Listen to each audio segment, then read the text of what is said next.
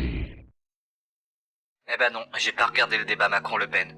Pourtant je m'intéresse beaucoup à la politique, mais là, ça ne m'a pas donné envie. Je pense être capable d'en faire un résumé proche de la réalité sans même avoir eu besoin de le mater. Vous savez, c'est comme dans un jeu vidéo scripté. C'est-à-dire que vous suivez un rail où toutes vos actions sont déjà décidées à l'avance. Un jeu où vous avez la sensation d'être libre de vos choix, mais en réalité, tout a déjà été décidé à votre place. It's time to explore.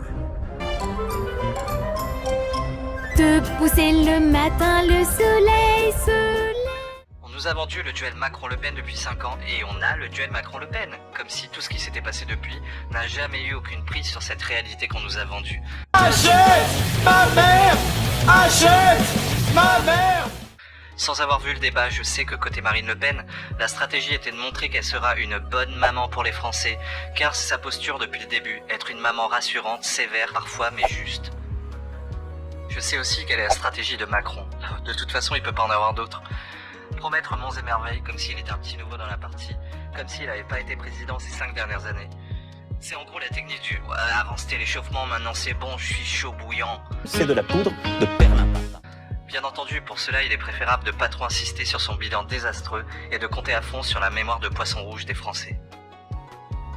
Aussi, il est obligé de jouer à fond la carte du front républicain, du Macron rempart contre le fascisme, car c'était le plan initial, amener Marine Le Pen au second tour, puis brandir l'épouvantail d'extrême droite pour faire gagner n'importe qui en face d'elle.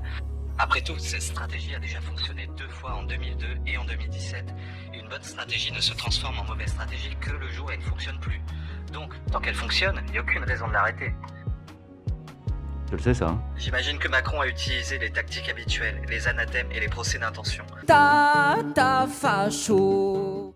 Quand on a soi-même enfermé les Français, qu'on les a massacrés, malmenés, méprisés pendant 5 ans, je suis fasciné par cette capacité à expliquer aux gens que le danger pour la France, c'est une femme qui propose une société plus juste, plus sociale et plus démocratique. Oh, eh ben voyons. Enfin, je trouve ça fantastique qu'on ait le culot de reprocher à l'autre ses pseudo-liens avec la Russie, quand on leur a fourni les armes qui servent à faire la guerre aux Ukrainiens. Des technologies militaires françaises dernier cri équipent-elles l'armée russe en Ukraine? Oui, si l'on en croit le média d'investigation en ligne Disclose dans sa toute dernière enquête. Selon le site, la France a discrètement fourni l'armée russe entre 2015 et 2020 pour moderniser ses troupes terrestres et aériennes. Comme je le dis souvent, tant que prendre les Français pour des cons sera payant, il n'y a aucune raison d'arrêter de le faire. Et vous pensez qu'ils vous prennent pour des cons? Ouais! Eh, vous avez raison. Mais eux aussi, parce que depuis le temps qu'ils vous prennent pour des cons, avouez que vous êtes vraiment des cons. En plus que ça, où sent bon, la pas rien que ça, il sent bon. Si n'a la pli, mais n'a la lèvre, si n'a la lèvre, n'a le roux, un meilleur. Classe, pas classe. Ce qui est classe et ce qui ne l'est pas.